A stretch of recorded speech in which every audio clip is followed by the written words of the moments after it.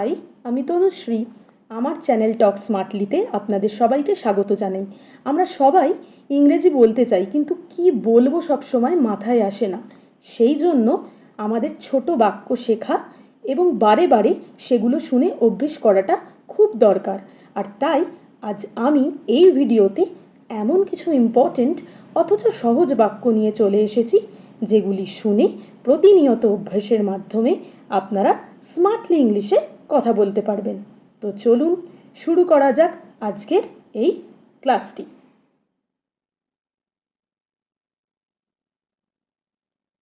Number 1, যাই হোক না কেন, নো ম্যাটার হোয়াট। যাই হোক না কেন, নো ম্যাটার হোয়াট।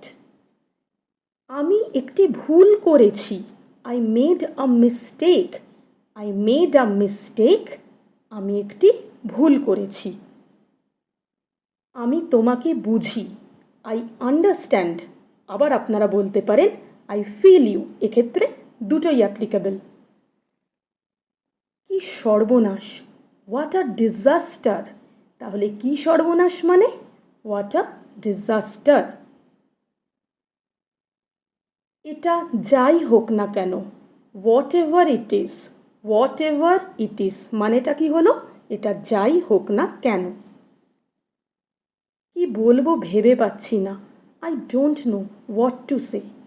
কি বলবো ভেবে পাচ্ছি না, I don't know what to say. আপনার সময় ভালো কাটুক, হ্যাভ আ নাইস টাইম। এটা তো ভীষণ easy, have a nice time, আপনার সময় ভালো কাটুক। কেউ জানতে পারবে না, নোবডি উইল নো। নোবডি মানে কেউ, নোবডি উইল নো। আমি পায়ে হেঁটে যাব, I will go on foot.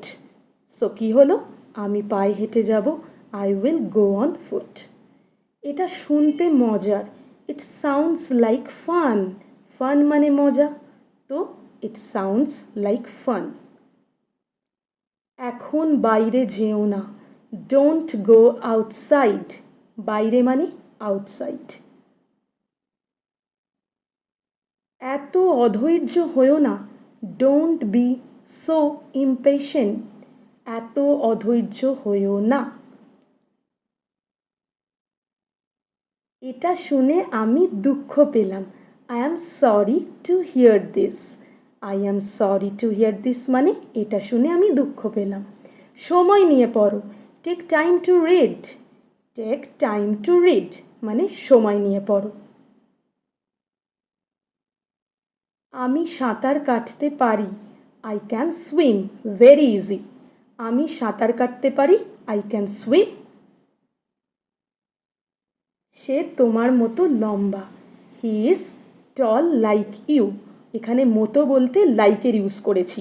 সে তোমার মতো লম্বা, he is tall like you. কতদিন পরে, আফটার হাউ লং। এর থেকে সহজ সেন্টেন্স আর হয় না। কতদিন পরে, আফটার হাউ লং। সে চিরকাল আমার, he is mine for ever. For ever মানে চিরকাল, he is mine for ever. ঘুমানোর সময় হয়েছে, ইটস টাইম টু স্লিপ। ঘুমানোর সময় হয়েছে, ইটস টাইম টু স্লিপ। দাঁড়াও, আমাকে ভাবতে দাও, wait, let me think. Think মানে ভাবা। আপনার পদত্যাগ করা উচিত, you should resign. Very important sentence. পদত্যাগ বলতে রিজাইনকে বলা হয়েছে এখানে। এতটা চিন্তার কিছু নেই বা এত চিন্তার কিছু নেই, nothing to worry about. Nothing to worry about. ভাবতে ভয় লাগে, scary to think. Scary to think ভাবতে ভয় লাগে। তাড়াহুড়ো করো না, don't rush or don't haste. Rush or haste দুটোর মিনিংই তাড়াহুড়ো। এখন আমার সময় হবে না, now I have no time. বা আপনারা আরও বিনীতভাবে বলতে গেলে I am busy at the moment. এটা খুব পোলাইট ওয়েতে বলা, I am busy at the moment. আচ্ছা, আজকের কিছু গুরুত্বপূর্ণ শব্দ জেনে নিই। ডিজাস্টার সর্বনাশ, ইমপেশেন্ট অধৈর্য, ফরএভার চিরকাল, রিজাইন পদত্যাগ, ওয়ারি চিন্তা, স্ক্যারি ভয়, রাশ অর হেস্ট মানে তাড়াহুড়ো করা। এগুলো প্লিজ অভ্যাস করবেন। আজকে আপনাদের জন্য রইল একটা হোমওয়ার্ক। এই বাক্যটিকে ট্রান্সলেট করে নিচে কমেন্ট সেকশনে জানাবেন।